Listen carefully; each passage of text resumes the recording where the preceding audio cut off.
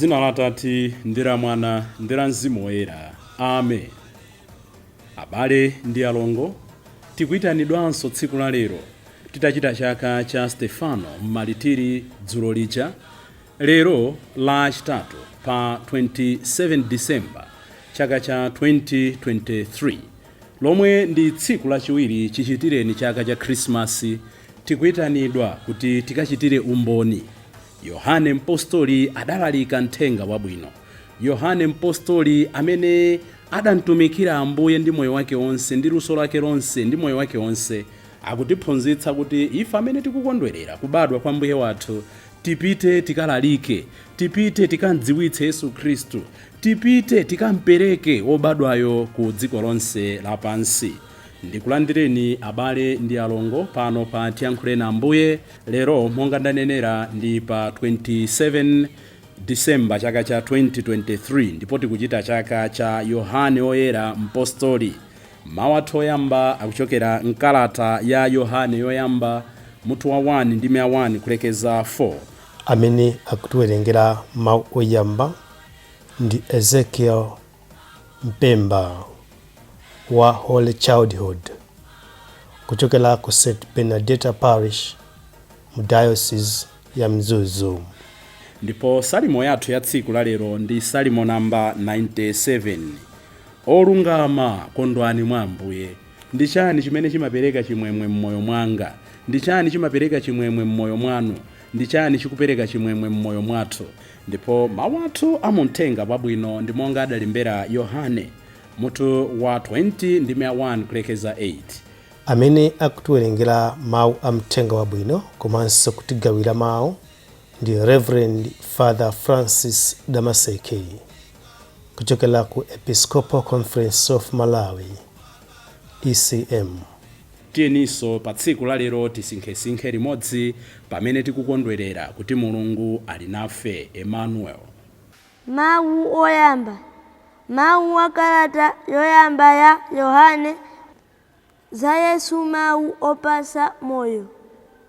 Tikulemberani za iye yuja amene adalipo kuyambira pachiyambi, amene tidamumva ndipo tidamuona ndi maso athu, amene tidampenya ndithu ndipo tidamkhuza ndi manja athu. Iyeyu ndiye mawu opatsa moyo. Moyowo udaonekera ndipo ife tidauona, tikuwuchitira umboni, ndipo tikukulalikirani za moyo osatha umene unali kwa Atate ndipo udationekera. Chimene tidachiona ndi kuchimva tikukulalikirani kuti inunso mukhale amtima umodzi ndi ife. Kuyanjana kwathu tikuyanjana ndiye Atate ndiponso ndi Mwana wawo Yesu Khristu. Tikukulemberani zimenezi kuti chimwemwe chathu chikhale chathunthu. Mawu a Ambuye. Ambuye akhale nanu. Mawu amumthenga wabwino monga adalembera Yohane Woyera. Ulemu kwa inu Ambuye. Mutu wa 20 ndi 1 kulekeza 8. Maria wa ku Magadala adathamanga nafika kwa Simoni Petro ndi kwa ophunzira uja amene Yesu ankankonda kwambiri. Adawawuza kuti awachotsa Ambuye m'manda muja ndipo sitikudziwa kumene akawayika. Pamenepo Petro ndi ophunzira wina uja adatuluka napita ku manda. Onse awiri adathamanga pamodzi, koma ophunzira wina uja adathamanga koposa Petro.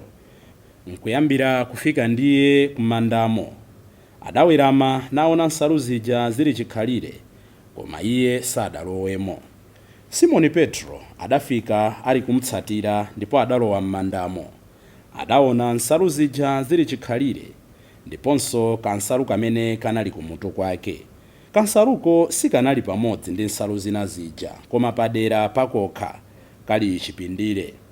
Pamenepo ophunzira wina uja amene adayambira kufika ku manda nayenso adalowa, ndipo ataona zimenezi adakhulupirira. Mthenga wa Ambuye.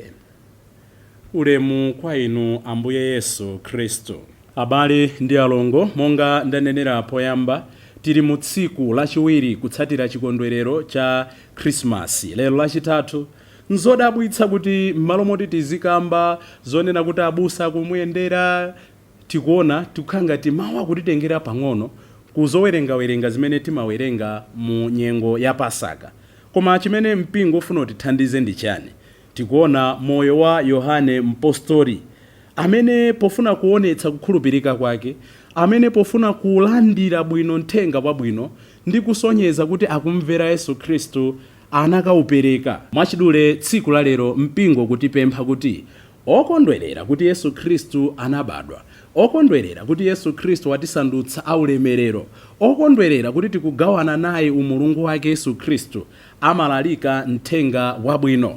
We are called to bear witness to that which we've seen and heard.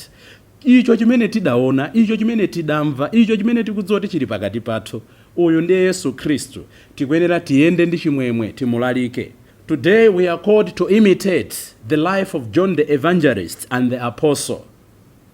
Chimene mthenga wabwino, chimene mpingo tsiku la lero, chimene inu ndine tufuna tigwiritsitse, nchonena kuti poyamba nkosakwanira kumangokondwerera kuti Yesu Khristu wabadwa. Kumwamba kuli chimwemwe ndi usiku kunawala. Basi kumangoimba kumwamba kuli chimwemwe ndi usiku kunawala. Lulululu. Ayi. It's not enough to rejoice that God became man, that God became one of us, and that he had freed us from the bondage of sin. We must share that which we've heard, that which we've seen. Chimene chili pakati pathucho titachikondwerera, titatinyadira, tatiyeni tikachilalike, tatiyeni tikachigawe. Kodi si uja ndi Paulo Woyera tikawerenga kalata yake yolembera mpingo wa kwa Roma, makamaka mutu wa 10 ndime ya 14 kulekeza 15, pali mawu amphamvu ogwirizana ndi icho chimene tikukondwerera tsiku la lero. Paulo Woyera amafunsa mobwekera, Paulo Woyera akufunsa mobwekera, akunena kuti kodi anthu angatame bwanji Mulungu mopemba ngati sadamkhulupirire? So the first thing, you must believe in God to proclaim him. Sakuyimira pompoyi. Ndipo angamkhulupirire bwanji Mulungu ngati sadamve za iye? Ndipo angamve bwanji za iye ngati palibe olalika? Ndipo anthu angalalike bwanji ngati palibe owatuma? Pajama wa Mulungu akuti nkokondweretsa zedi kuona olalika mthenga wabwino ali kufika. This is one of the very beautiful passages. Akuti timtame chifukwa chonena kuti tikumkhulupirira, timkhulupirire chifukwa choti tamva za iye, ndipo timva za iye ngati ena alalika, tilalika za iye ngati ena atituma. Izi ndi zimene Yohane Mpostoli akutionetsa. Adatamanda Mulungu chifukwa choti amamkhulupirira, adakhulupirira Mulungu chifukwa choti adamva za iye, ndipo adamlalika chifukwa chonena kuti adamkhulupirira. Inu ndine sitingamangonena kuti Yesu anatibadwira pamene sitikutengapo ntchito yomufalitsa, sitikutengapo ntchito yonena kuti anthu ena amkhulupirire. Zimenezi zikuyenera ziyambe ndi moyo wanga, zikuyenera ziyambe pamene ndikupezeka ku business kwanga, ku ntchito kwanga, kaya ndine wansembe pakati pa nsembe anzanga, ndimulalike Yesu Khristu. Most often than not, we preach not the Jesus we know. We preach maybe other messiahs. So we preach the Messiah of being. We preach the Messiah of friendships. We preach the Messiah of success. We preach the Messiah which we know, not the Messiah which is calling us to go forth joyously and making others thank him and making others know him and making others preach as well. Tikulalika Yesu wotani. Chachitatu tikuona kuti monga tamvera kuti Yohane ameneyo ndiye mwe uja amene amatchulidwa kuti mpostoli okondedwa, the beloved apostle. Sakutchulidwa okondeka chifukwa chonena kuti Ambuye Yesu amankondera, hayi, kapena chifukwa choti anali ochokera mtundu umodzi, hayi, kapena chifukwa cha corruption kuti Yohane anapatsa Ambuye Yesu ndalama, hayi. John was the beloved apostle not out of favoritism, not out of nepotism, not out of corruption. He simply availed himself to Christ. Yohane ambuye amankonda kwambiri chifukwa chonena kuti anadzipereka, anadzikhuthula, anadzibweretsa pa mbalanganda pamaso pa Yesu Khristu. We all are beloved before Jesus, before God. The question is, how do we avail ourselves before God? Timazikhuthula bwanji pamaso pa Mulungu? Timazipereka bwanji pamaso pa Mulungu? Mona kuti ambiri mmalo mone tidzipereke pamaso pa Mulungu kuti iye atigwiritse ntchito, kuti iye atitume. Ndife amene timafuna tizimgwiritsa ntchito Mulungu. Ndife amene timafuna tizimlamula Mulungu. Ndife amene timafuna Mulungu adzipange avero kwa ife. Momwe ife tidzipange avero kwa Mulunguyo. Under the guise of intercessions, under the guise of prayers, under the guise of praying and novenas, timapeza kuti tikumlamulira Mulungu. Sitikufuna iye atilamule, sitikufuna iye atitume, sitikufuna iye akhale mbuye. We've become masters of commanding God. Abale ndi alongo. Yohane akukhala okondedwa chifukwa kuti anangodzipereka kuti ambuye amgwiritse ntchito. Mulungu amatikonda popanda chifukwa china chilichonse. Amatikonda chifukwa chonena kuti adatilenga. God loves us unconditionally. We must avail ourselves to be used by him. In John, we see the power of being there. He was there for Jesus. Ife Katolika, we are blessed, we are lucky. Njira yayikulu titokhala kuti muzambiri tikulephera, koma kuli njira yayikulu imene mpingo udatipatsa, imene tingakhale naye pafupi Ambuye Yesu. Yohane moyo wake onse was closer to Jesus. Mukumbukira kuti pa mtanda paja anakhala pafupi ndi Ambuye Yesu nkumamvetsera zimene akuyankhula. Mpingo udatipatsa adoration, mpingo umatipatsa benediction, udalitso.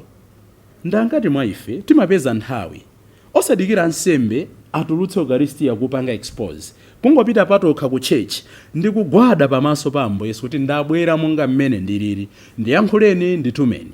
Ndabwera Ambuye Yesu ndimvereni nditonthozeni. Ndabwera Ambuye Yesu ndilimbikitseni ndidzudzuleni. Mona kuti ambiri mwa ife we don't have time for adoration and benediction. Chitatu chimene akutiphunzitsa Yohane monga tamvera muthenga wabwino, akuti anathamanga onse kupita kumanda ndi Simon Peter. Koma apita pokhala achikulire amavutika, tonena tozapita Mpostoli osati apita moganiza awayi. Apita anavutika kuti akafike kumanda. Yohane anathamanga kwambiri anakafika. Apita amabwera motsimphina. Atafika kumanda kucha anampeza Yohane wafika kale. Koma John sanalowe. Amadikira Petro afike. Atafika Petro analowa nkwauza kuti bwerani, anamtsatira. Chimene akutiphunzitsa ndi chani? Many a time we rush through things just to be seen or to know things better than those in authorities. Nditha kukhala kuti ndikudziwa zinthu kusiyana nda bishop wanga. Nditha kukhala kuti ndikudziwa zinthu kusiyana nda bambofumu wanga. Nditha kukhala kuti ndikudziwa zinthu kusiyana ndi makolo wanga. Nditha kukhala kuti ndikudziwa zinthu kusiyana ndi a president yanga. Nditha kukhala kuti ndikudziwa zinthu kusiyana nda mfumu wanga. Nditha kukhala kuti ndikumadziwa zinthu ndili ndi knowledge kusiyana mwina nda amayi mkulu anga achipani. But that doesn't mean kuti ndili above them. I must be obedient to them. I must follow the protocol. Ngati kuli chinthu china chimene chikubweza mpingo wathu mbuyo, ndikufuna kuoneka odziwa at the expense of kumvera. Nde zimachitika pakati pathu. Basi muona kuti kuyamba kunyazitsa maluso aena, kuyamba kunyazitsa maudindo aena. Ayi, we must follow protocol. Ngati tili ndi nzeru zapadera tizipereke. Let us suggest. Potsirizira, we must always remember to be ready when Christ gives us new tasks.